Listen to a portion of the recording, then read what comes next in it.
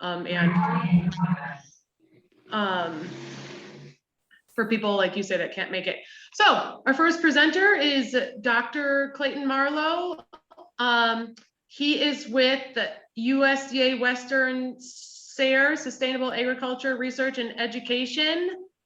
And I didn't know the transition. So Clayton, could you for us just real quick tell us your new position and what you're doing, and if you're still affiliated with MSU? Is this position affiliated with the university or not? Yes, thank you. I was really blessed with this opportunity when they shut us down and face-to-face teaching a year ago in March. I was incredibly disappointed and can go into all sorts of horror stories about how poorly I think our students have been educated online, and was really struggling with knowing what to do before fall began. And as it turned out, the Western Sustainable Ag Research and Education Program, which is hosted by Montana State University, was in need of a regional coordinator. So I stepped in to take the position over. They seemed to think I was doing a good job and so invited me to stay on. But I retained a 30% appointment with the Ag Experiment Station. So technically, my time is split between Western SARE, which administers grants for sustainable agriculture, and our primary target are producers. We have university researchers and extension people that join in, but we tried really hard to provide funding for people like Leo to do their own demonstration and research. So it's been a real opportunity, real learning opportunity. But yes, I still do try to work for a living. 30% time with the Ag Experiment Station. Great. Thanks, Dr. Marlow. And thanks for being here. You bet. I'll see if we can get this going. Lisa, look after me here. So I'm going to start that one. Share. Did it come up? It's my size. Yep. It says I'm sharing. Okay. It looks good, Clayton. Okay, now we'll see if I can advance the slides. So I really appreciate the opportunity to make this presentation. I'm not going to have a lot of data in it. I'm going to refer to data, but this is really, I'm trying to get us to all start thinking about what we think we know and how we use what we think we know. And I stumbled into this interrelationship about 3 years ago on a student project over on the Rosebud. And so I'm going to try to share my insights and hopefully have some discussion from all of this. Let's see, did that slide just advance? No? Not yet. Okay. I've got to see why it doesn't want to advance then. Let's try it this way. Ha, there. Yep, looks good. Okay, so trying to make this relevant to everybody in the audience, I think we're all familiar with the fact that with climate change coming down our necks, that we're going to experience more frequent and certainly more severe wildfires. And in fact, the last 2 months I've been interacting with producers up in the Missouri River breaks about how to deal with the loss of their forages following wildfire. And this really brings us then to the question of how are we going to adapt to a new climate pattern where fires are more common and more severe. And I thought this was a good picture. This was the South Moccasin Fire this year by Lewistown. I don't think I have to hesitate or give much explanation that that was a severe fire. And I know the producers, the BLM and Forest Service folks that work in that little mountain range are really concerned about how it's going to recover. And over the years, range management has really developed a tremendous background, a real platform of ecological information for managing our range resources. And I don't think I have to, again, explain much to everybody. We've looked at prescribed fire. Our journals are full of articles on prescribed fire, the response of grasslands, grassland species, watersheds to the use of prescribed fire. And of course, where we started this all is in grazing management. How do we move livestock? And as Allison pointed out with APR, wildlife in these fire, or I shouldn't say in these fire, but under climate change now. And our current thinking, and this is where I really want us to start springing out and start thinking about, do we really use what we have? Do we really use what we know? If an area burns, as in this picture on the left here, then the federal agencies and many of the state agencies on the US side of the border automatically prescribe 2 full years of non-grazing following the fire. And this is done to allow the plant community to recover.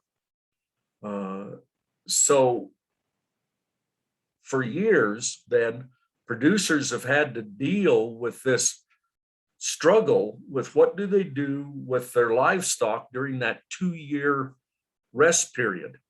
Because in some cases, like the moccasin fire, the lodgepole complex 4 or 5 years ago, it burned entire ranches.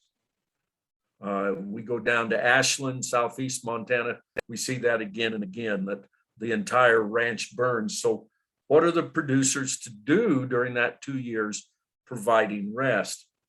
So my colleague Lance Vermeer and I started looking at whether or not this range management paradigm of rest following fire was really justified. And so what we've learned over the past 7 years from some of our work in the South Dakota National Grasslands, a spring wildfire ran across the countryside. We had the opportunity to put livestock back in the year after the fire, in complete contradiction to the standard argument of how we protect and preserve these grassland ecosystems. And what we discovered was that there was relatively no impact. That bringing livestock in the year following the fire did not degrade the plant community or the biomass production. That was met with some skepticism. And we were told, well, that just happens to be there in South Dakota. Any place else, you're going to see real negative impacts. So when the lodgepole complex fire broke out in 2017, north of Sand Springs, Montana, it was a summer wildfire and it burned a lot of country. It almost made it to the interstate. And it started to clear up in the breaks. So we had the good fortune to go in and repeat the work that we'd done in South Dakota. And I'm happy to say we discovered the same thing, that we brought cattle in the year following the fire and then tracked the response of the plant community and the soils to the fire and found no advantage to resting these communities following the fire. Now I use the term rest very loosely because in both South Dakota and in Montana, we didn't bring or allow the cattle back in until July and August of the year following the fire. So they didn't go out immediately that next spring. And I think that has a large part to do with why we didn't record any negative impacts. In our Missouri River work, we also were able to look at forage quality, digestibility, protein content. Lance wanted to look at 11 bajillion other nutrients that I won't bother you with, but we'll concentrate on dry matter disappearance, digestibility, and crude protein. And the interesting thing to me was that this real high forage digestibility and nutrient content declines. The third or fourth year after the fire, we're right back to unburned levels. So it's a very short-term response. And about the time we were working on this, I began to ask myself if we really understood the linkage between grazing and fire, and if we could understand all this information that we have in hand, that we already have, could we use that to adapt to a changing climate? And right now, I'm going to argue, and maybe Lou Hagner, if he's listening in, will throw rocks at me for saying this, but I think many of us consider fire and grazing as two entirely separate processes, and that we manage fire over here and then we manage grazing over here. And my work with archaeologists the last 5 or 6 years on buffalo jumps and piskins indicates that maybe if we go back and look at the prehistoric evidence, fire and grazing in the northern Great Plains in particular are very closely related. In fact, more closely than I had anticipated. And to show you, and I will admit to my own ignorance in this, if we go back roughly 3,000 years before now, I guess I'd always had the idea that these folks, their dog travois wandering across the countryside, would encounter these big herds and harvest bison. And yet when you really start working on it and thinking about it, you begin to realize that the likelihood of just wandering across a big landscape like southern Alberta, Montana, North Dakota, and Wyoming, and anticipating encountering a bison herd, I think the old timers would say would be fraught with folly.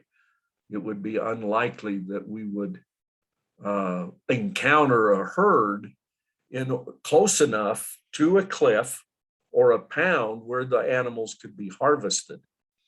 And I started working with some archaeologists to see if this had some relevance in understanding the processes involved in the range ecosystem, its resilience, and maybe from that draw some ideas about how we'd adapt to climate change. And not to insult anybody's intelligence, but even with good medicine, it's no small feat to bring a herd in close to a cliff and then coax them to jump to their deaths, so to speak. And so here is a map of the known excavated, very well described jumps. Wyoming, the Dakotas, Montana, Alberta, and Saskatchewan. And a couple of things really began to jump out at us as we began to look at this. And that is that many of these jumps and piskins are within a mile of water. Now, the photograph on the right is the a picture of the Ohm, or what I worked on was called the Ohm Piskin. It's now First Peoples buffalo jump. This is a mile from the Missouri River. If you go up and look at Head Smashed In, another very carefully studied and well inventoried site, it's within a mile and a half of water. And as we move through all of these others, as you notice this map, these kill sites are always in close proximity to water. So it began to be I started thinking about the fact that these people, instead of wandering across the landscape, were staying close to the water. They had to have a drink, but they knew the bison had to drink. But then the second thing that really began to enlighten us, and we began to look at more closely, was the strategic use of fire by our indigenous and First Nation people. And you'd say, well, what's the strategy for using fire? I would submit in the last 10 or 20 years that Western science has finally begun to catch up with oral histories describing this plains fire grazing interaction. And that if you look at the work of Fullendorf and Allred and some of the others, they've got a very, very strong record base that livestock, cattle, and bison are attracted to burned over areas. They'll move in very quickly, but their use falls off within 2 to 3 years of the fire. And I think the work that Lance Vermeer and I have done, looking at the dry matter disappearance, the crude protein content, sustains that. After that, about the third year after the fire, there's no advantage for the animals to be there. And I want you to really keep that in mind, that now the area that was attractive is less so. Then some works come out of Yellowstone. They capitalize on the term the green wave. They argue that bison in particular engineer this green wave, and that the herds then follow this wave across the landscape, constantly keeping themselves on the move. And I think if you begin to look at the different areas that bison would have inhabited, you begin to realize that one of the things that drive Jeremiah's green wave is elevation. When you get into the upper Yellowstone, the upper Missouri, the upper Milk River, the upper Sun River, the herds are able to move up and down slope following the green up of the season. And certainly, as Jeremiah pointed out, the herds go back and regraze the same areas. So taken as a whole, I think this indicates that our big grazers can be attracted to areas that have been burned or recently grazed.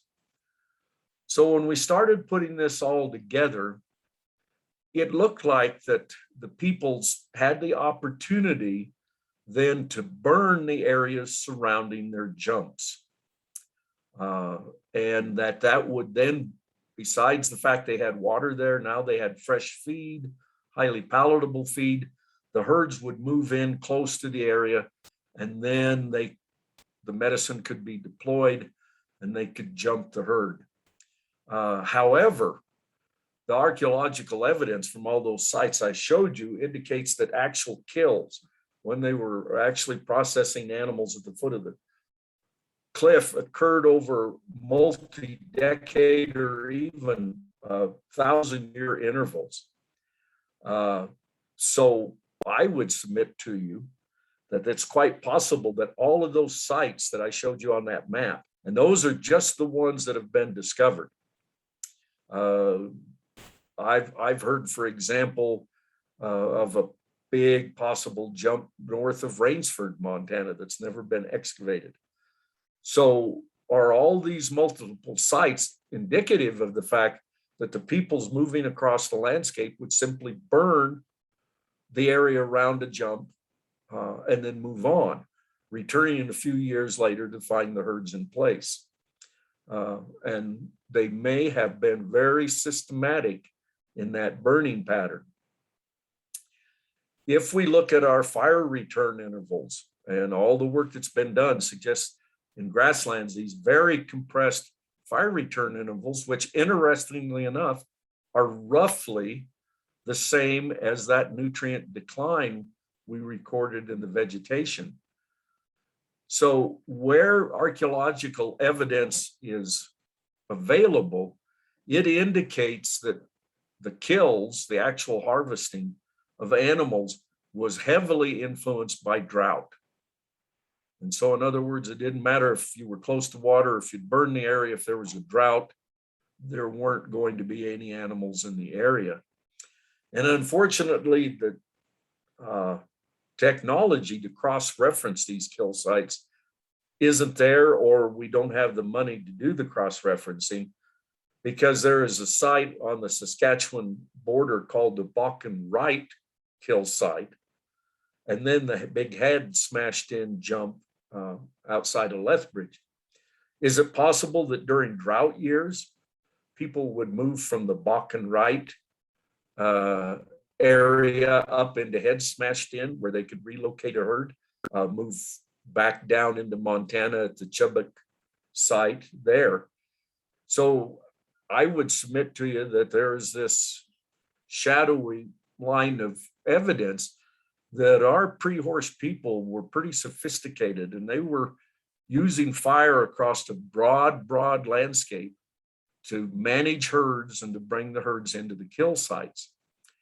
The second thing, that benefit that they got from burning these areas, is to knock back fire or conifer encroachment. In fact, I would ask the question, do our current fire return intervals for these prairie, savanna, and foothills mountains or conifer communities really reflect what the pre-horse people were doing, rather than some climatic effect?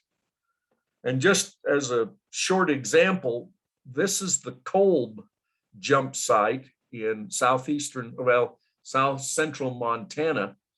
And they killed bison at this site over about 1,000-year period. They continually jumped them off of this sandstone escarpment right here. And they drove them up off of Rosebud Creek, which is behind the horizon, up a shallow slope around that little knob and right over this cliff. It's an impressive drive line and how they knew to work the animals to get them to come over this cliff. But notice all the trees in there. When we first began looking at the site, it was like, how did you get these big beasties to run through all of the trees? Well, we went up and cored all the trees, and there wasn't a tree on that escarpment that was older than 80 years. So that began to enlighten us on the standpoint that in these environments where trees can survive and occupy areas, that they may also have been burning these areas just to keep them open enough to be able to drive the herds over the cliff. So putting all of this together with my current working hypothesis and inviting discussion is that the pre-horse people, again, I already said it, I think we're very sophisticated managers. I think they knew the landscape, they knew herd behavior, they knew fire, and they could actually accomplish a goal by using fire. They would bring the herds in close to the traps, and as I've already pointed out, with all of the sites out there, possibly burning these areas every 10 or 20 years, further increase the likelihood of having herds in the area when they got there. It certainly kept the drive lines open, kept the trees and brush out. And I had a Shalish elder tell me 20 years ago that they frequently burn these areas to keep them cleaned, to just get rid of all the old bone and remains that were left behind. But he smiled and he said, and also to keep the grizzlies away. So they were even burning the kill sites afterwards.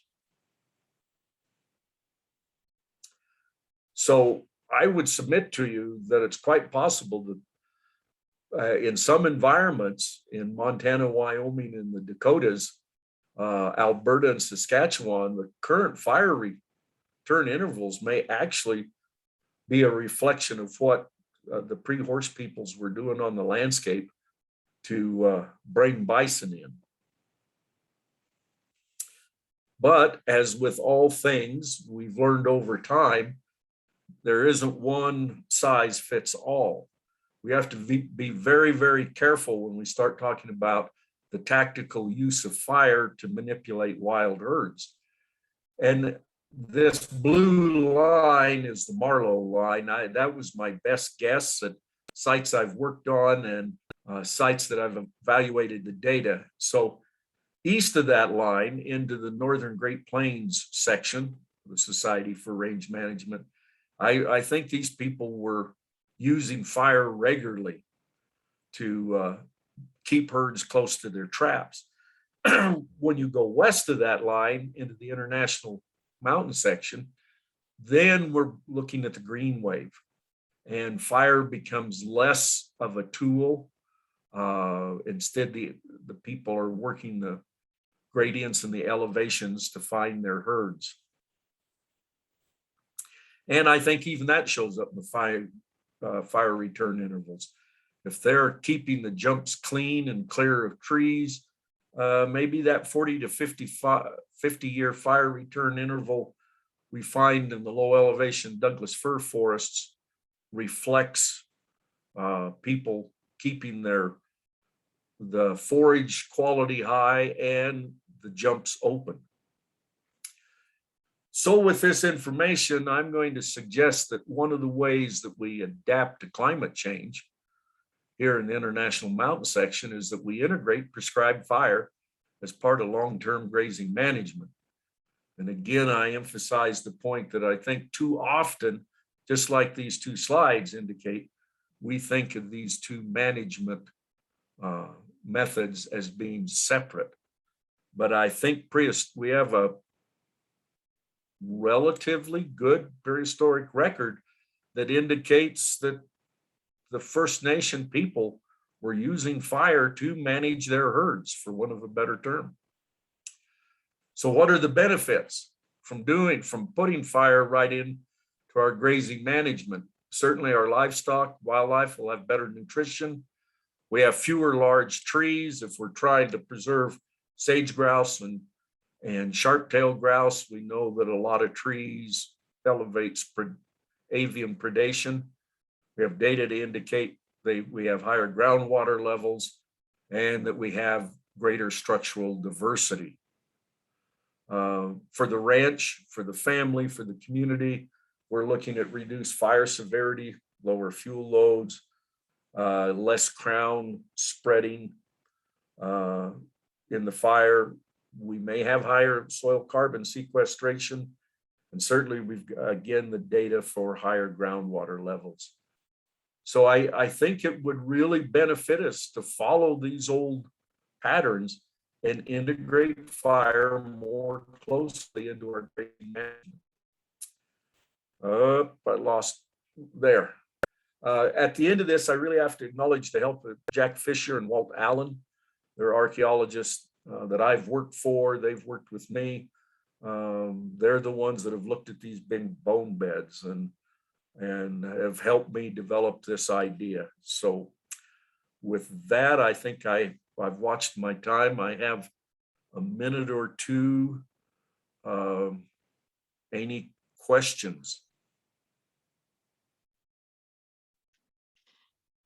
Oh, let's see. I've got one from Barry Irving. Is some of our wildfire challenge? Oop, I lost it. Have to. Here, Clayton, I'll read it for you. Is some of Okay. our wildlife challenge partially caused because we are doing too, quote unquote, good a job at managing rangelands, building and maintaining litters, also building a fuel base? I think you're exactly right, Dr. Irving. I think our light stocking rates, deferred rotation, rest rotation, certainly rest rotation, build up tremendous fuel loads. And again, just to capitalize on your good input, I think grazing management, then we control that fuel load. Yeah, I have a question, Clayton. It's Jennifer Cadrone. Thank you. Yeah, just a really good, a quick overview of that your latest research. I thought it was really interesting. And I guess just one question that popped into my mind, because and here in Alberta, we've been hearing a lot about, the AMP grazing, at adaptive multi-paddock, we've been calling it different things over the years. And the premise behind, and that, with the enhanced carbon capture and everything that's part of that. So I guess my question would be based on some of your latest research, and, we've been here, we know this is the principles of range management are, we kind of, rest, rotation, all those types of things. So if we were to take, now that we don't have fire in the mix anymore, and we're basing the some of this AMP grazing principles on the historical movement of bison, can we, reasonably say, compare the two, because we no longer have fire in the mixture? I think you probably know what I'm kind of getting at, and I'll let you speak to that. You're exactly right. Realizing that Leo may come down here and bop me for saying this, I think we're really being foolish that we can make cattle a surrogate for bison. And the reason for that has nothing to do with their diets, has a little bit to do with their behavior, but largely due to the fact that I think these big herds, pre-European, were responding to fire, just as you're getting to. And if we pull fire out of the equation, then we have a really, really hard time trying to use multi-paddock, high-intensity grazing to create the same resiliency that we would have if we had fire in the system. Did I answer your question, or did I just talk around it? No, I think you definitely answered it bang on, kind of what I, that's kind of what I've always kind of thought, because, we hear so much about, I guess definitely, there's nothing wrong with trying, and there's always good benefit from, trying to increase grazing practices. But yeah, that's often, I just don't think it's reasonable to say, oh, we're going to mimic what the bison do, when, it's like, we can't say right now to our kids, oh yeah, well, your grandparents used to walk uphill, in a snowstorm. We can't compare the two anymore, right? We're in a different time. So yeah, no, that definitely did answer it. And again, thank you for your presentation. And Carly has a really good question, and thank you for asking it, Carly, because I will admit the spring, summer after that lodgepole complex fire, we had way above normal precipitation, particularly during the critical months. And that, I think, opened our eyes to one other thing that I didn't have time to mention. In both the South Dakota and the Montana examples, by coincidence, we were, I'm supposed to stop talking right there. We were examining fire effects on very high condition ranges. If you have a drought, or if for whatever reason that range is in low ecological condition, then I'm going to retreat and tell you we need 2 and 3 and 4 years of rest in order to let that range recover.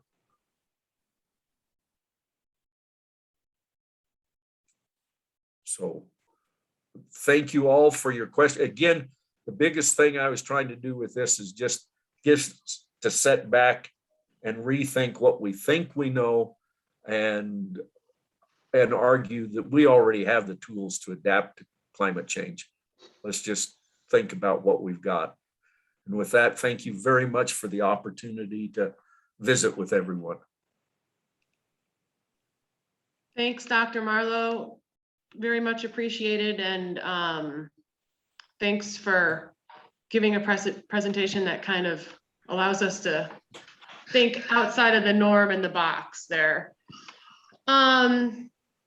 A couple things I failed to mention before we got started. I'm hoping that we are able to offer some CEUs for this short workshop. I don't think they're officially approved yet, but it's in the process, so don't write CEUs off if you're looking to get some today. Again, we'll follow up with an email, be looking out for that.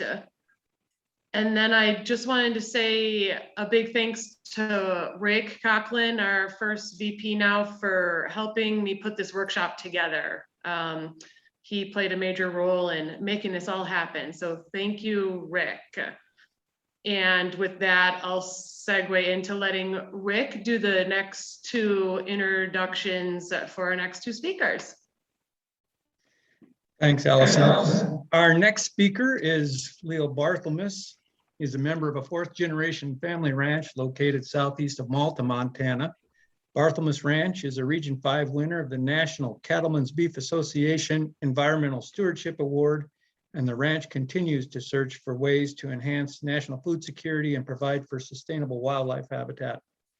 Leo will talk to us today about his experience using virtual fence technology the past 2 years as the ranch pursues finding more cost-effective ways to regenerate soil, improve range health, wildlife habitat, all the while remaining a profitable and viable ranch operation. Thanks, Leo, for taking the time. Well, thank you, Rick. And I really looking forward to making his presentation. And just to put Clayton at ease, I agreed with everything he said in his presentation. You know, cows will not replace bison, but we can do better than we are. So yeah. So I'm really new at this technology, so I'll try and bring up my presentation here real quickly. And thank you again, everyone, for taking the time to. All right, let me see. Do the share screen thing here. There.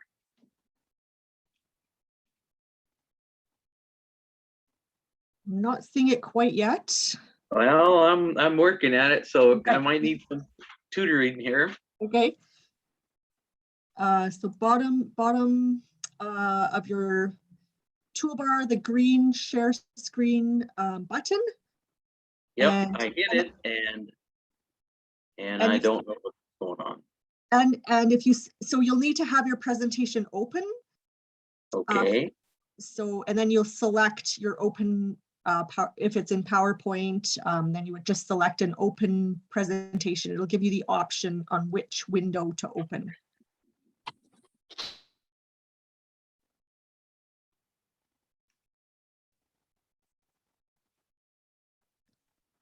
Is anything visible?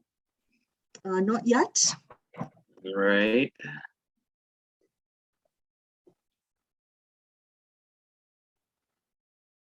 It looked so easy and when I did it this morning.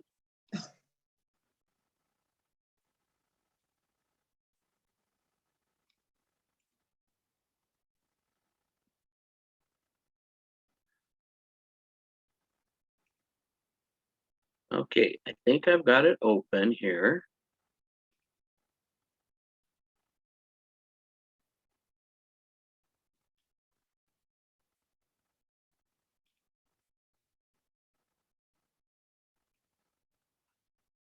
Anything yet? Not seeing anything on our end yet. Okay. So, oh, there we go. Something. Did I get it? Yep, looks good. And if you click on the, if you activate your slideshow, so if you click on slideshow at the very top, kind of the middle there.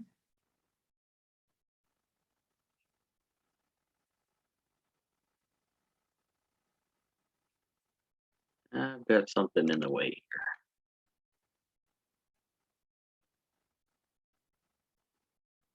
here.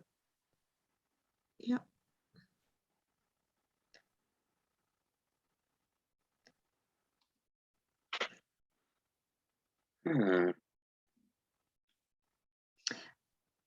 So there's a tab that says slideshow, sort of in the middle. Yeah, I've got a taskbar over the top of it, so Oh, I see. I Okay, can't get to it.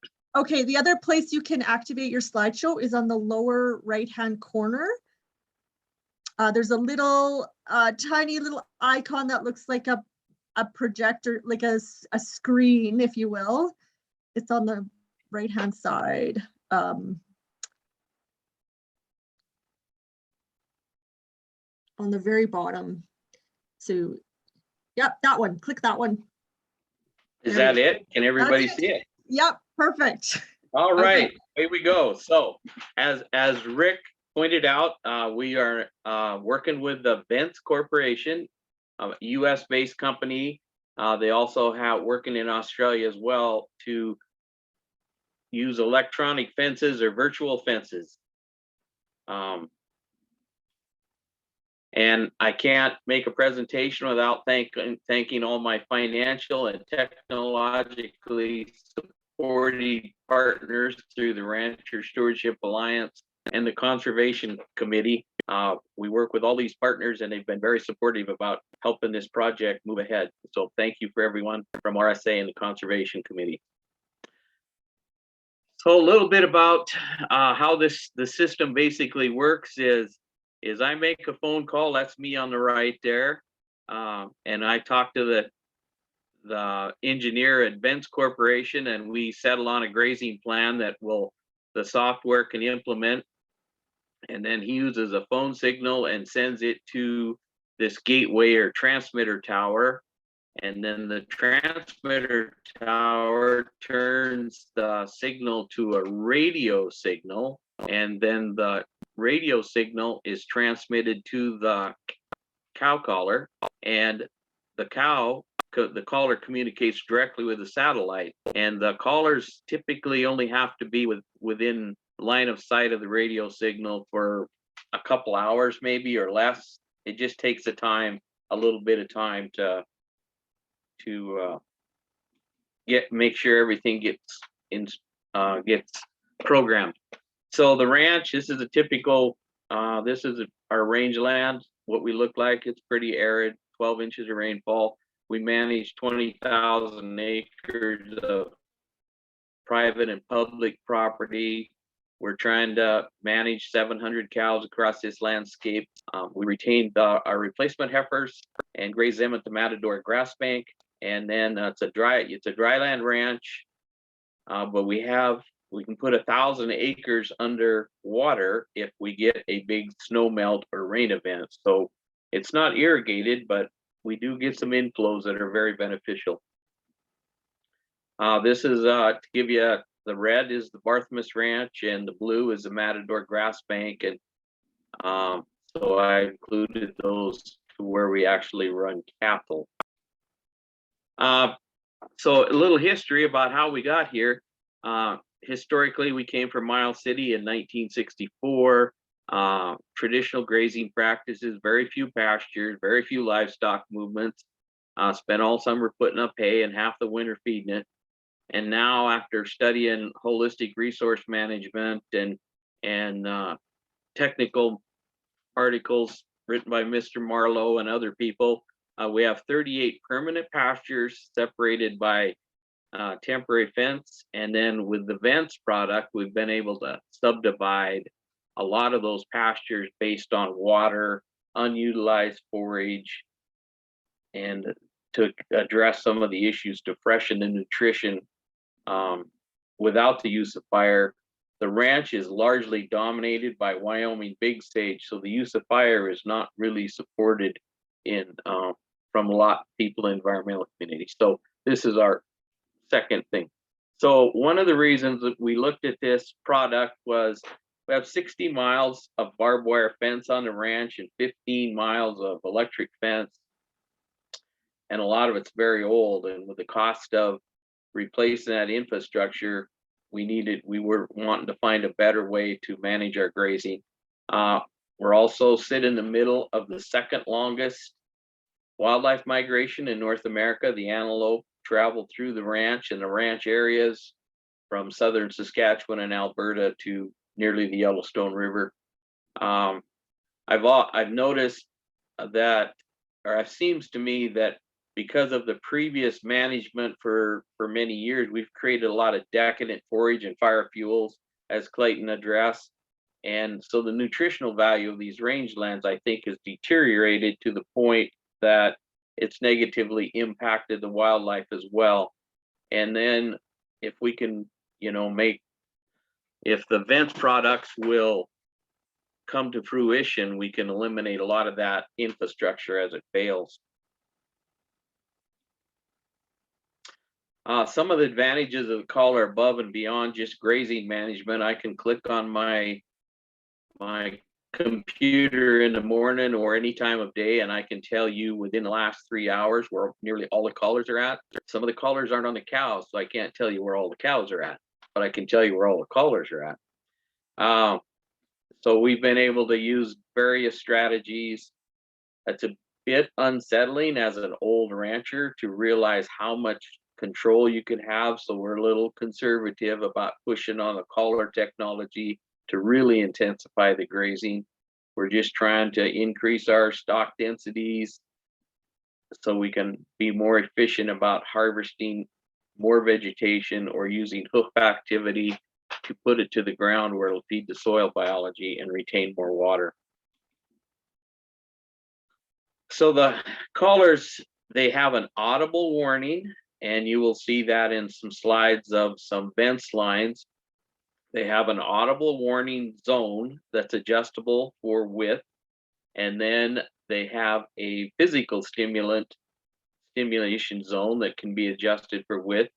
The collars have been, the company has been very mindful about animal welfare, so you can limit the number of physical shocks the animals get, or the intensity of the shocks, so that, you know, an animal doesn't suffer needlessly.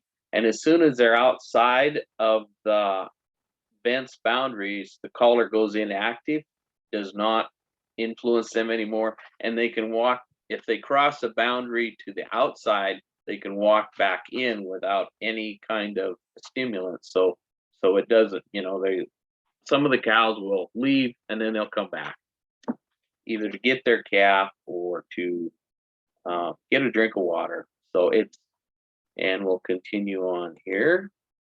So the base station, you have this green and blue is the radio coverage of the gateway or the repeater station. So you can see there's almost as much radio coverage outside of the ranch as there is on the inside of the ranch. So, you know, this could lend itself to multiple ranchers coming together and using those towers to cover 2 or 3 ranches, rather than Barthelmess Ranch having 5 towers to cover 1. There's certainly a lot of room for shared signal with other ranches. And the way that technology works, each collar is individually programmed, so a neighbor's collars could be use that tower without any interference whatsoever as far as property. So you know, there's probably some real efficiency there in sharing towers. There was some interest in making them portable. When we installed ours, they were insistent we weren't going to make them portable, but there's some, you know, innovative ranchers that are pushing the boundaries on that.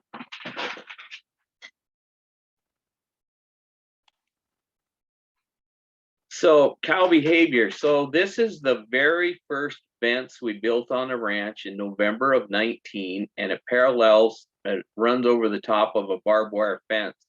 And we turned the cows out, and this area here is where we collared them, and we turned them out. And in November, those cows have expectations of going above that red line. And so they went right to the fence line, and that's where they started understanding the sound and the electronic shock. As they approached that visual barrier, they also got the audible warning and the shock. So we had 90% compliance in 5 days and 95% compliance in 7 to 10 days. So they learn very quickly. You know, they're not stupid. They're just really slow. They make decisions in a measured way. So this is the Herd Manager web application. And I go on this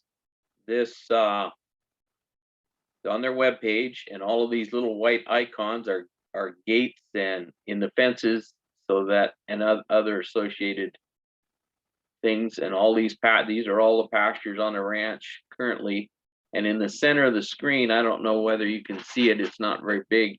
You'll see that mass of blue dots. Those are the collars that are on the cows.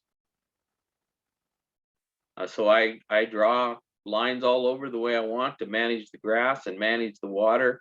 This year was really challenging because of the water diminishment over time. So we were having to adjust our vents lines because some of the water failed quicker than we anticipated. Some of the banks created some bogging situation for the cows, which is a really big advantage of vents. You can make those adjustments almost on the fly, 10 or 12 hours.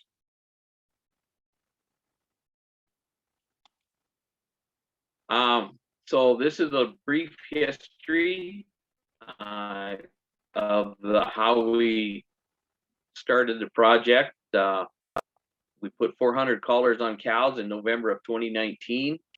We grazed out, is a good year, fairly, and we had snow out there, so we could encourage the cows to graze away from water, because we use snow as a water source for the cows. We've done that very successfully the last few years. So in November of 19, we were able to graze out till the end of February. We never started feeding hay on those 400 cows till the 3rd of March. Was we're going to feed that hay this year, actually, that we saved. Spring of 2020, we installed 100 and recollared the cows. The batteries last 4 to 6 months in the United States, depending on how often they are confronted with a boundary. In Australia, the vents personnel have told me that the batteries last for a year or more, because the landscape is so vast that the cows only run into the boundaries periodically. So all the battery use is based on how many times the cows are confronted by an audible signal or a shock.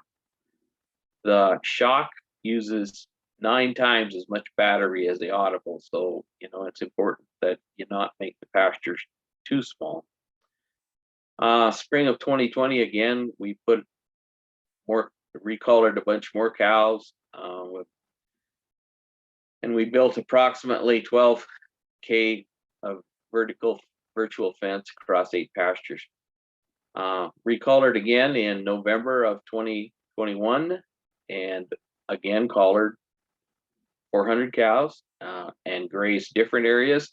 Part of the strategy, not only accessing unavailable forage that's unavailable in the summer from distance of water, is we have a residual crested population on the ranch from the homestead era, from the homestead reclamation era. So we feed the cattle protein and try to get them to either harvest the grass, graze the grass, or push that crested wheatgrass, those old dense plants of crested wheatgrass, into the soil, so that the following year the grass is better nutrition because it's new regrowth instead of multiple years of decadent growth.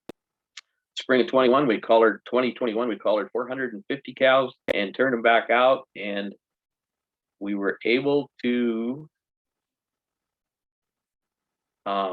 our cows did utilize that freshened green feed, although it was a short-lived occurrence because of the drought. But the plan is kind of working and coming together. Following this slide, there's going to be some demonstrations of how we trying to subdivide some pastures. So view 1, we collared 450 cows and built a laneway just because I could, and trailed them to the new pasture. And then we grazed the north third of the pasture for 5 days, and then grazed the second 2/3 of it for another 5 days. the water is only on the top of the screen or the north end of the pasture, so that was the only water source.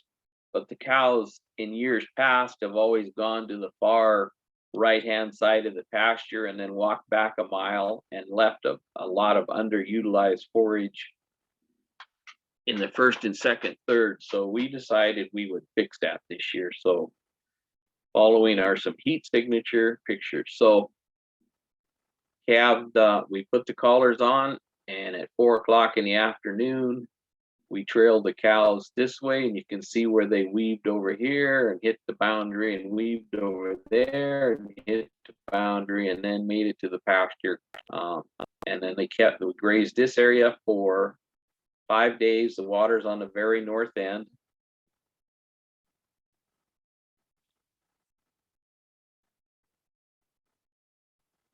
That was an accumulation of several days of heat signatures in that slide. So we let them access the second third of the pasture, or the middle third, and you can see they did very little utilization. The red lines are travel corridors to water. So they essentially abandoned the grass, and they weren't out of grass, they just had heavier utilization than normal. So they used the second third of the pasture and worked well as we'd hoped. And then the third, this is an old crested wheatgrass field and they just love to go there and graze. So you can see what kind of utilization they made of that. So this was the next pasture move after 15, 18 days. There's a small water source in that red one, and we built a vents line, allow the cows to go to the northeast because there was water. So we, again, more crested, decadent growth. We wanted the cattle to stay on the left side or the west side of the pasture because they always hit the east side and overgraze it. So then we allowed them to access the east side of the pasture. Up on the northern portion of this pasture is a small square. There was water there that was available a couple 100 yards from a fence line. So we opened the gate, built a fence line around the water so we could rest the northern portion of the second pasture, and worked very well. It was we were able to really manage the grazing. So this is an example of the number and experimental fences that we utilized in 2019 and 2020. I forget how many, there's 25 kilometers of fence lines there, and we adjusted those to graze, increase its stock density and increase the rest periods on the ranch. Some of those worked very well. Some of them were a little less than successful. Depends on battery life, which I said tends to fade in about 4 to 5 months. And then in our case, our cows have a traditional institutional knowledge of where they should graze at a certain time of year. And when you start challenging that, you create some unhappy cows once in a while because they're not supposed to be there. So it's been quite a learning experience to figure out how to best utilize this tool.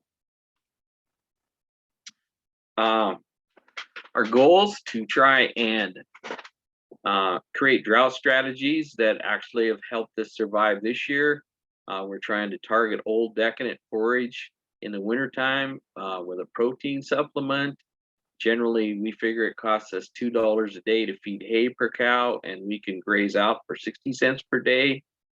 So this is the savings in hay is our biggest single quickest payback to support the cost of the Vents product. And then we hope over time to grow a higher quality feed source for livestock and wildlife, and the higher quality that winter grass is, the less protein supplement we're hoping to be able to use.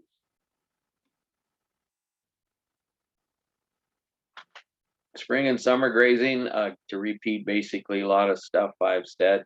We've subdivided pastures again and tried to ask the cows to graze in locations that than they normally would. We try and work with historical grazing patterns as well. We're still experimenting how far can we push and be successful. We probably could push a lot harder, but we're trying to be mindful of battery life, and maybe that should be a far down the list of things to do. So it takes about 12 hours to establish a new boundary. And then we've also used the product to chase in-season plants like clover. If the weather's conditions are correct, we can grow a lot of clover, and we will actually move cattle across the entire ranch when that clover is a grazable resource, and save the grass for later into the season or later into the winter. We actually have been successful in knocking down the decadent forage in our winter pastures and still having a full plant regrowth and being able to rest more and increase more stock densities. And we have been visually, we think the grass is more palatable where we increase the stock densities. There's some room for improvement. This is the version 1 collar. There is a version 2, and there's going to be a version 3 collar out in the spring. We've had a failure rate of up to 20% of the buckles coming loose, but part of that is for the safety of the animals. If they hang up on a tree branch or a fence post, that they'll break loose rather than, create discomfort for an animal. The herd manager interface is not intuitive for setting up a virtual fence and programming collars, so they promised me that's going to get easier. The geometry and the GPS accuracy are not always intuitive. This spring we actually missed a hard boundary by 50 feet, and it was like you left a gate open. Those cows found that boundary even though it was only 50 feet wide, where I didn't run the line across an electric fence, and they escaped for a day and had to bring them back and extend the boundary.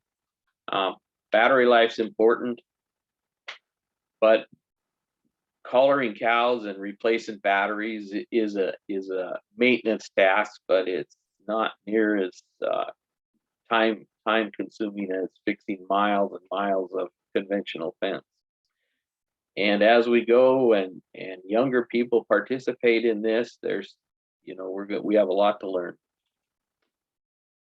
So I tried to get within my timeline. Maybe I went too fast, but it's a great product. I think it's going to be highly valuable, especially for arid landscapes where you get less than 14 inches of rainfall, and it becomes a bit prohibitive to cross fence vast acres that don't yield as much forage production as high rainfall areas. So, I'm excited about the opportunity to use the product. I'm excited about telling people our experiences. And with that, I will open it up for questions, if that is all right with the moderators. Yeah, in the order of how the questions were presented, do you whoever had that first question, do you want to just read it out loud or say it out loud again, please?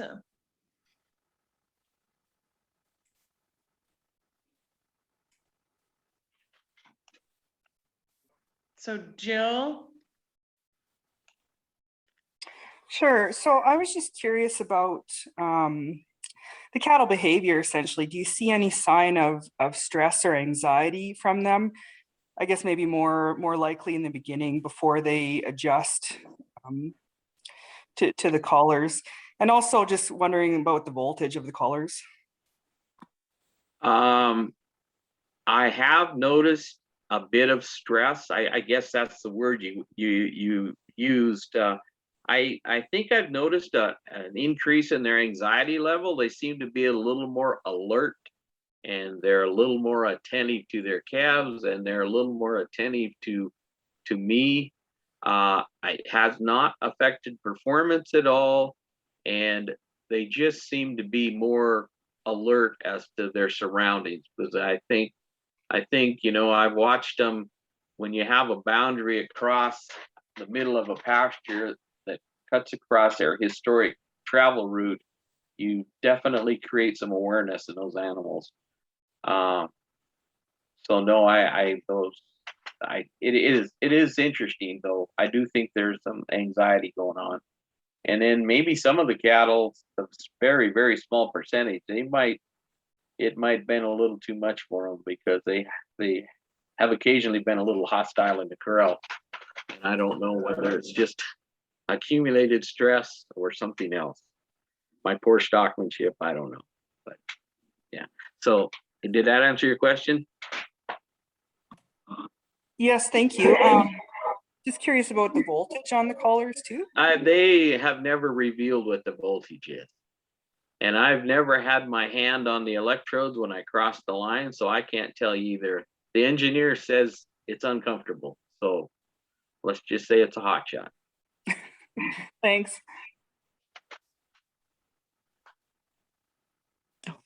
Hi, this is Jill Burkhardt. I'm up here in Alberta, and we have cattle as well. And you said the 60 cents a day for winter grazing. Is that including the cost of the equipment of the virtual fencing? That's just a rough number in the fact that you can rent pasture land for 60 cents a day to graze. So, that's just a rough crayon math number to compare the savings that we can have by not feeding hay. So here's some numbers, and a guy has told me that it costs, and I've kind of figured it, depending on how you want to figure it, it costs, with the cost of the towers, which is pretty expensive, $9,000 to $10,000 a piece. So that would behoove some people to, work together to use more than, share a tower. And then the $3 a month rental charge on the collar itself for the use of the collar. They rent them out rather than making you buy them at several hundreds of dollars a piece.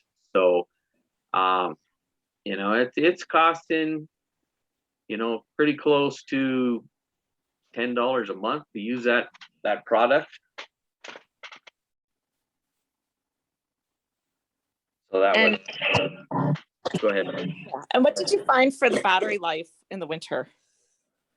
It didn't seem to be that the cold affected, but we were getting 4 to 5 months. We were collaring in November and still had 80% compliance in March. Cold didn't seem to bother the batteries. Yeah, because I'm thinking it would be a good, like a nice idea for grazing stubble in the fall. There are some cover crop people that are pursuing that very thing. They're adjacent to big farm operations that are not fenced, and they're talking with their farming neighbors about planting cover crops, and so a win-win situation. You can harvest the cover crops with cattle and create a all-winter feed source and improve the soil properties in both properties. So no, that's a very people have talked about that at length, actually. And one more quick question. You collar just the cows, right? Not the calves. So how do you deal with calves, especially toward weaning? Like, are they sort of here, there, and everywhere? Or are you just generally cows? They're not. No, they're generally stay with the cows very close. We just assume, if a cow can't keep track of her calf, she's going to be somebody else's cow. So generally it's not a problem. They never get too far away. And actually, if you're in a high value forage situation, the calves can walk out ahead of the boundary line, and almost like a creep situation. They can access better forage if it isn't too far away from mom. Before the drought occurred this year, we were actually going to leave the 2 and 3 year old cattle uncollared. Well, we don't collar everything because we can't utilize all of it, but we were going to actually run 700 head of animals in one herd and leave the younger cows uncollared so that they could actually creep ahead of the old cows and select a higher plane of nutrition in hopes of improving our conception rates and those kinds of things. But the water quality negated that plan this year. Cool. Thanks very much. Brett, do you want to voice your question? You had a good question.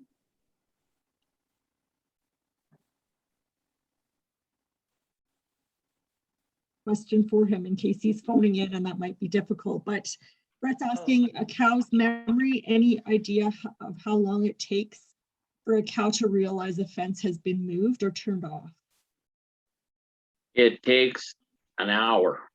Doesn't take any time at all. I've made a couple of errors, and then when we drop the fence line between the first third of the demonstration pasture and the second third, they cross that line overnight. So it doesn't take very long at all.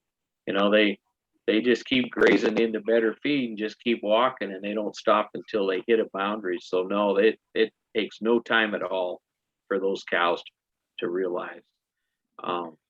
We did that ladder graze system in May on another location, and we had 400 cows on 289 acres for 5 days, and then we give them another 90 acres and another 90 acres.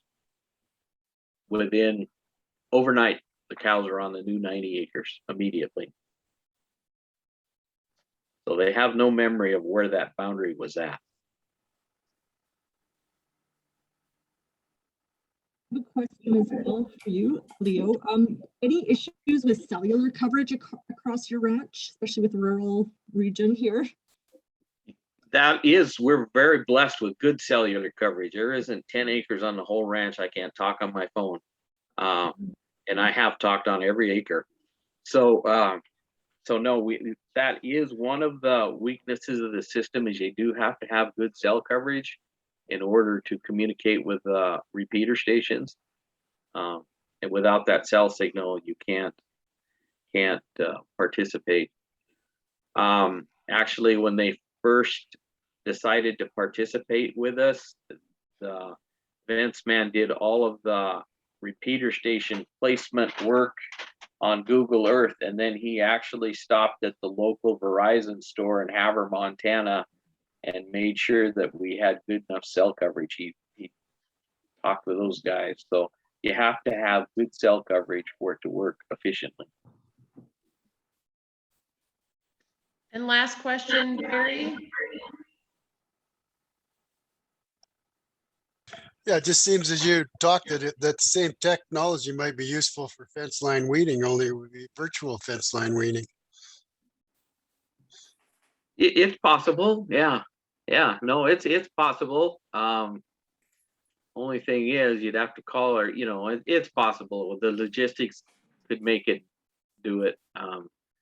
You could stop the cows from going, like you said, but I don't know how you keep the calves from coming back to the cows. But no, it's, you know, I appreciate your comments, because the more people start thinking about the ways to use this product, the more successful it's going to be. And you know, this initial offering by the company is kind of like a bag cell phone. You know, now we've got a computer in our pocket versus what we had 20 years ago. And I hope the technology progresses with the virtual fence as fast as it did with cell phones. Thanks a lot, Leo. Very interesting. Great presentation. Thank you. Well, thank you. I appreciate the opportunity. Rick, you're up again.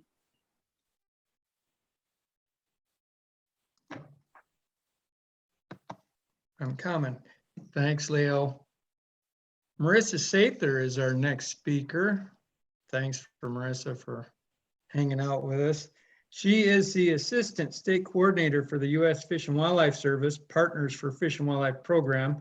She works to implement on-the-ground restoration and enhancement projects that benefit ranching communities, grazing landscapes, and grassland wildlife. Marisa graduated in 2015 with a PhD in fish and wildlife biology from the University of Montana, go Grizz, Bobcats, where she researched grassland songbird conservation and management. Thanks, Marisa. Thanks, Rick. And thanks everybody for the invitation. Can you hear me okay? Yeah. Okay. Going to try to share now. Let's see. And start the presentation. Okay, how does that look? Thank you, Marisa. Okay, so as Rick said, my name is Marisa Sather. I'm a biologist or assistant state coordinator for the Partners Program, which is a private lands program of the U.S. Fish and Wildlife Service. And I'm based in Northeast Montana here in Glasgow. And Rick asked me to talk today a little bit about the work we're doing in rehabilitating former CRP. And I guess the first question is, do the Canadians in the group know what CRP is? Is it worth a quick definition there? I'll act like I don't know, Marissa. Okay, Please okay. define it. So CRP stands for the Conservation Reserve Program, and that's a U.S. Department of Agriculture program where they give payments to the landowner in order to not farm the land. So in all cases, it is former farmland that has been ceded back to perennial cover and has been enrolled in a program where the landowner is paid to leave that in perennial cover. So let's back way up to why a Fish and Wildlife Service biologist is interested in this at all. So temperate grasslands are a very special system globally. There's only 4 places that they exist, the largest of which is here in North American prairies. They also exist in the Asian steppe, the South African veldt, and the pampas of South America. And they're really an imperiled system because they're underlain by very rich productive soils. So they tend to be targeted a lot for agricultural uses and cropland conversion. So they're really an ecosystem in trouble, and these numbers are getting a little bit dated, but I think it's still the same story. So this table details out basically all the different ecosystems of the world. The black bars show you how much has been converted from a natural or semi-natural state to some other land use. And the white bars show you how much has been sort of formally protected, whether that's a park or an easement or something like that. So at the very top of the list for the highest ratio of converted to protected is temperate grasslands, savannas, and shrublands. The rates of loss of these temperate grasslands are actually higher than tropical rainforests. And in North America, and it's a big range, 50 to 99% has been converted to cropland, but I think, as you know, that goes on a geographical gradient from east to west or west to east. So less conversion happening in the more arid portions in the west, more conversion happening in the mesic areas of the east. And a sort of a relatively recent example, when the grain prices were very high in around 2011 or so, they triggered a conversion of about 24 million new acres just in the US. So this is an ongoing thing. What does that mean for wildlife and specifically grassland birds? These birds kind of act as our canaries in the coal mine. So there's a lot going on in this slide, but I'll just quickly walk you through it. This is from the State of the Birds, probably in 2016. I can't remember which year this report was, but the trends have not got better. The lines on there show you the percentage change in the population as long as we've been measuring it through the breeding bird survey since about 1968. And the real success story on there is wetland birds and waterfowl. But if you look at the very bottom line here, I don't know if you can see my pointer. This purple line is grassland birds, and they've just been declining steadily. And then down on this bottom one, it just shows you the proportion of species that are either federally threatened or endangered or of conservation concern. And grassland birds are this third bar here. The only things that are really more imperiled are Hawaiian island birds and oceanic birds. And this represents a 40% total decline in 24 grassland bird species since 1968. So we're talking about the Northern Great Plains, specifically in our neck of the woods. We have what we've been lately calling the Fab 4 species. So there's a Sprague's pipit, a Baird sparrow, a chestnut-collared longspur, and the recently renamed thick-billed longspur, formerly known as McCown's longspur. So these 4 are endemic to the Northern Great Plains, severely declining, and they're short-distant migrants that winter in the Chihuahuan Desert of the southern US and northern Mexico. So these maps should show you sort of the distribution. The red is where they breed. The yellow is very sketchy because we don't really know, but basically they migrate somewhere in between the red and the blue. And the blue is where they tend to winter. And this can be compared to some other species like a grasshopper sparrow that is also of concern, but is much more widely distributed across North America. So that's why we talk a lot about these 4 being our Fab 4. And this is just what the trends look like for those species. On the left, you have Sprague's pipit and Baird sparrow. On the right, the 2 longspurs. And that's the raw counts from the breeding bird survey throughout time. So you can just see those trends are not pretty. Let's zoom into our landscape a little bit. So here is the area we're talking about. And I stole these from another talk. So I have Blaine, Phillips, and Valley County, Montana highlighted. And that's where we do a lot of our work with my program. And of interest also to this group is that Alberta is extremely important to these species, as is Saskatchewan, but Alberta extraordinarily so. These just show you the most important areas for their populations. And if we overlay that with some other important wildlife, greater sage grouse, these are the priority areas for conservation, sort of fall in the same landscape. Waterfowl species, from the Fish and Wildlife Service perspective, we work a lot on migratory waterfowl. And so this is, of course, you get into the prairie pothole region of the Dakotas, it turns bright red, but we still have very important wetland grassland habitat for waterfowl in this area. And Leo mentioned, his ranch sits here in South Phillips County. We have one of the, I think it's the 2nd longest land migration of mammals, at least in North America, moving right through our landscape here with pronghorn. When you put this all together, it paints a really good picture of how important these grassland landscapes are and how important this landscape is where we work for wildlife. And this is my attempt to explain that in one slide. It really comes down to the fact that we have grass here. We have intact grasslands. We have what I like to call a grazing landscape. We have successful livestock producers and grass on the landscape that has not been converted. But that grazing landscape is under threat, as many of you probably know. One thing that's top of everyone's mind this year is drought, weather and uncertainty in the weather and climate change. Trends in land ownership like agglomeration and appreciation of value. Challenges of land transitions between generations. Commodity prices, of course. Increasing urban-rural divide. So people don't really understand what's happening in these rural areas when they're mostly living in the cities. Rural depopulation. We're losing people. We're having a brain drain. All of the above. And then, of course, limited opportunities for beginning ranchers comes with a lot of that. And, one of the outcomes of this is land conversion. So there's, this is from the World Wildlife Fund's plow print from, I'm going to say 2018. And they looked at the top 10 counties in the Northern Great Plains that have the highest plow up. So conversion of grassland to cropland. And our 3 counties that we were looking at in the maps there, Blaine, Phillips, and Valley County, Montana, were all in the top 10.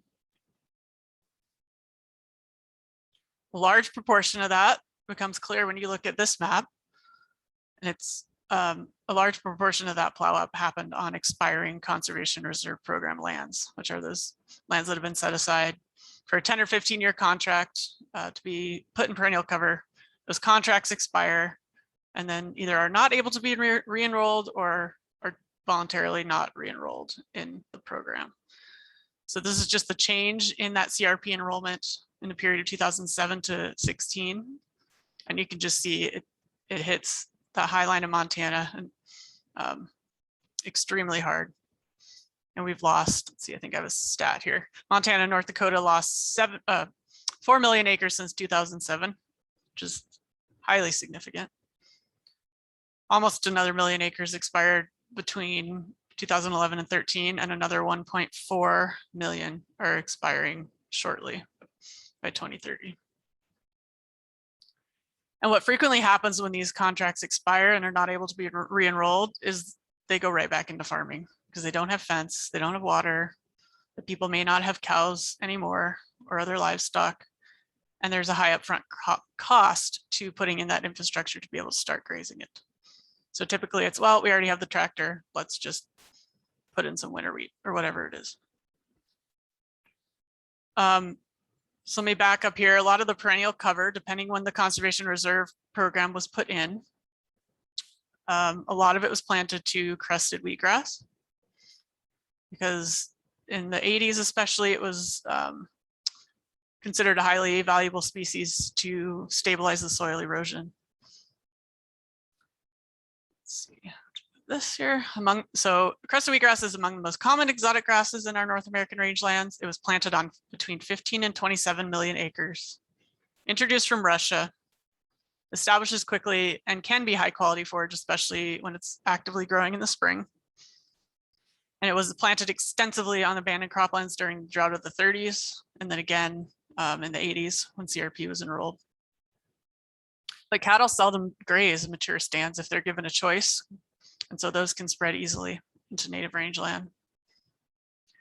And also, as we're learning more about soil health and soil biology, we're learning that crested wheatgrass can actually change the soil biology to favor itself, and in particular by suppressing mycorrhizal fungi. And why do I care? From a Fish and Wildlife Service perspective, that a lot of our grassland songbirds and other native wildlife really don't care for it. So that's another background to these CRP parcels. So that's where the hero comes into the story. Excuse me for a sec. So I work a lot with the Rancher Stewardship Alliance, and I have to brag on Leo a little bit. His leadership in growing this organization has been really phenomenal to watch. He's the current president. This is a group of approximately, well, it was established in 2003 by approximately 30 ranching families. Now, what do you guys have? 7, 8 on your board of directors that are all ranchers, all volunteer rancher-led board. This is a community-led organization. Their mission is ranching conservation communities, a winning team. This is the same slide Leo showed here. And we work with RSA through their conservation committee, which was formed in 2016 and dedicated to communicating the idea that ranching and conservation are complementary practices and benefit each other. We have a whole bunch of partners at the table. Many agencies and organizations come together to support the mission, and we all work together to share our resources to accomplish conservation projects on the ground. So working with the Conservation Committee, we've tackled some of these expiring CRP projects. So I mentioned that, you know, when a CRP contract expires, there's a high cost of initial investment in infrastructure that's a barrier. And that's something we've really been trying to hone in on and help folks with, is can we get them that $10, $15, $20, $50,000 investment to put the fence and water in some cases higher than that. But whatever that is, to get the parcels to a place where they can graze them instead of farm them. So RSA through our team is averaging almost 5,000 acres a year of these types of projects in our area. And we have under our belt over 23,000 acres to date. It's been a really cool thing to be a part of. There's a growing demand. And of course, you know, whenever we're putting in a whole bunch of fences, we're trying to be really mindful about making sure that they're wildlife friendly to maintain that connectivity for the ungulates and the migratory pronghorn. And then working through my program, the landowners sign up under Fish and Wildlife Service landowner agreement, which is, it's voluntary, but you know, they basically pledge to leave the grass in place for a 10 to 20 year agreement, and hopefully they leave it in longer if they're grazing it. So we have some fun success stories that some of you may have seen the blog that was posted and circulated a little bit. This is Heather Martin in Phillips County that was able to sort of start out on her own herd and started a bull business with help from our project, allowing her to graze some CRP. Over on the right here, this is the Pancratz family in Valley County, Montana. We've worked with them on over 1,500 acres of expiring CRP. And I mean, that's the majority of their grazing land at this point. And they've just been really grateful and really great to work with on that. So that's sort of the human side of things. This is a photo of another project we did in Valley County, where you can just see how much those cattle are impacting. This is sort of maybe a June timeframe. How much those cattle are impacting that crested wheatgrass. And, you know, we're not trying to take it to bare dirt, but we want to knock it back so it doesn't spread and take over adjoining rangelands. Here's another later in the season example on a different project. And this had an old fence in it. You can see that is not fully torn out yet, but they did just put a new one up along the road. And by now, I think that old fence is out. So you can just see those heifers there sowing down on crested wheatgrass, which is great. And so we actually are measuring the wildlife response to this too. We've been doing a lot of grassland bird monitoring in association with these projects. So this is a little bit of a busy table. Don't get too sucked into the details here, but basically between 2016 and 2020, we have had monitoring on the ground on these projects. And the blue box I have around our expiring CRP grazing enhancements, which is those projects like I just showed you. And what we're seeing is if for at least one of our high priority species, the Sprague's pipit, that they're having a pretty good, pretty solid positive response to that, just the reintroduction of grazing. That's the only thing we're really doing in this case. And here's what that looks like in a model over here on the right. If you predict that out, you know, going years from when the project was implemented and when the cattle were put back in to graze on that, we're expecting to see another half to one individual bird at each point count. So they're actually coming back in and using these places after the cattle come back, which is really encouraging. And it really makes sense for a Sprague's pipit. That is a bird that likes to walk a lot on the ground. So although they nest where the grass is really dense, they like to make a basket woven nest, but they also walk a lot. So if the grass gets too thick and wolfy for them, they're not going to be able to walk through it and use that habitat. So seeing this result really makes us feel good about the direction we're heading in that. So I mean, we're still early days. Our earliest projects are 2016 and we're still working on this. It's ongoing and we want to get better. So but some of the things that tend to get in our way, I think there's some real soil health challenges when it comes to working on CRP or former crop ground. A huge one that I'm finding out is a really big deal is compaction. Also low organic matter, a depauperate microbiota. So fancy words to me, you don't have enough life in your soil, not enough bugs in your soil. Poor nutrient cycling related to that. So you don't have enough microbes decomposing your dead material. And with that, a low fungi to bacteria ratio, so very little fungus in these systems. Part of that is that crested wheatgrass effect. Low plant diversity, they were seeded to usually just crested and alfalfa, sometimes some smooth brome. Occasionally we get some slightly more diverse seedings, but they are never more than 4 or 5 species. And they're possibly limited by some key nutrients like boron and calcium that were taken out with the farming practices historically. This is just one example, this photo on the right called Homestead Flats. So we actually did a soil test on this one. The organic matter was 2%, which isn't terrible actually. But the total bacterial biomass was poor. The total fungi was very poor. Fungal to bacterial ratio was 0.06, and the ideal is 1 or over. You want it to in that 1 to 3 maybe. They had absolutely 0 saprophytic fungi, which is the decomposing fungi. So they had nothing out there to break down what's there. And it only looks as short as it does because he had recently hayed that. And it's heavily, heavily compacted. So with the compaction meter, we're able to measure hitting 300 PSI at just 3.5 inches down or about 10 centimeters down. And very poor water infiltration. You can see our infiltration ring there. Struggled to get it in the ground, and it was right at 20 minutes to get that 2nd inch to infiltrate in this site. And I wish I had the after treatment results, but I don't. But that's just to show you what we're dealing with on most of these sites. So some experimental things we're doing to address these issues. One, I'm calling the reboot. So that's where we do a heavy tillage treatment, and then you seed something like a cover crop for a bridge species and then you go in with the full reseeding. So we have one of those underway. I'll show you a picture. What we're trying on that Homestead Flats site, and I don't think it's in yet, is called a rip and drip. So we're going to try a vertical tillage implement where they just slice through the compaction layer once and drip in some biological products, which is what you can see on these pallets down here. That's some humic substances, some ground up sea creatures and other things that feed soil biology. And then there's a fancy word that we're also trying, endozookery, which is actually seeding some more plant diversity via the livestock. So here's just a photo of the one we were trying to reboot. This is called the Sunnyside Grazing System, and that was happening this year. So you can see the heavy tillage there in April of 2021. This is about 1,200 or so acres of CRP that came out. And we got a really good establishment of cover crop in this drought year. It's actually quite incredible. The timing got super lucky.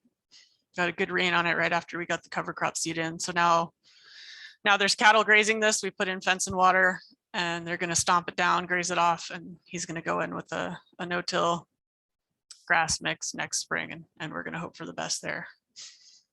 And then I don't know if this is going to work. I have a little video here. This is the endozookery. Can you guys see? I'll try it. Hopefully that's working for you. Yep, we see a video of cows eating. Yep, that's pretty much it. So that you can really, that's, if I can pause it at the beginning. This is a diverse mix of mostly forb seed, lots of native and some non-native legumes, wildflowers, things like that, mixed with humate and molasses. And you can just see that if you get enough molasses in it, they're happy to sow it down for you.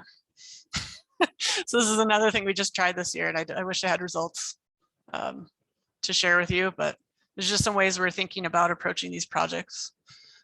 So in summary, you know, number one is to stabilize everything, to make sure there's fence and water so it can stay in permanent cover or perennial cover.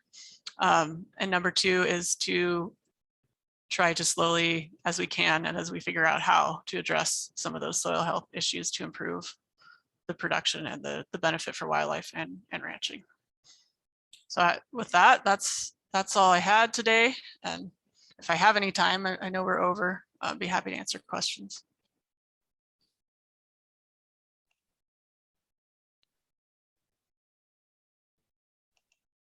Jen, you had a question?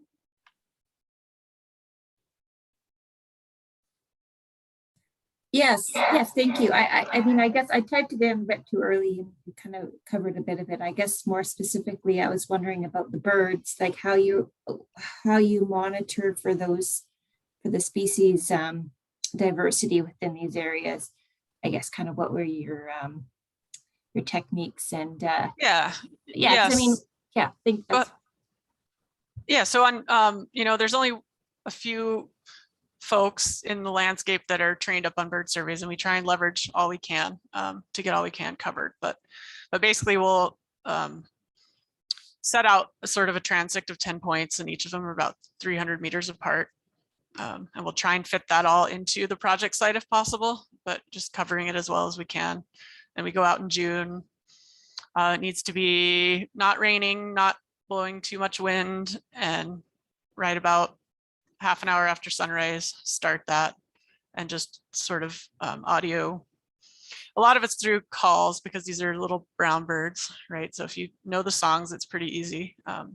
You also take your binoculars and see what you can see and write everything down. And that's what we've been doing in the same points since about 2016 on these sites.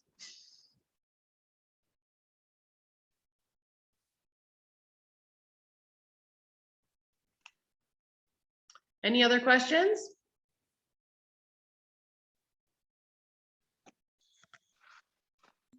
Maybe just a quick one. Do you use, like you must have be some experiment stations and stuff. Do you use them for background information for things like running the seed through cows? Like there must be some scientific research done on that in the past. Yeah, there is a little bit, and I haven't dug personally too far into it. We're working with World Wildlife Fund on that particular project, and I know Aaron Clausen did a bunch of background research. I don't know that whether it was through the ag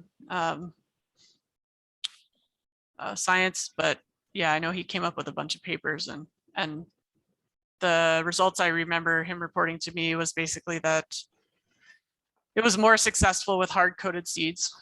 So the grasses were not really worth throwing money at, although I've heard anecdotally that grasses can be successful as well. So I'm not opposed to trying that, but sort of the research has said, yes, it can be successful, better with hard-coated seeds. Yeah, and legumes especially can be successful that way. So I guess jury's still out, but it's a pretty cheap experiment.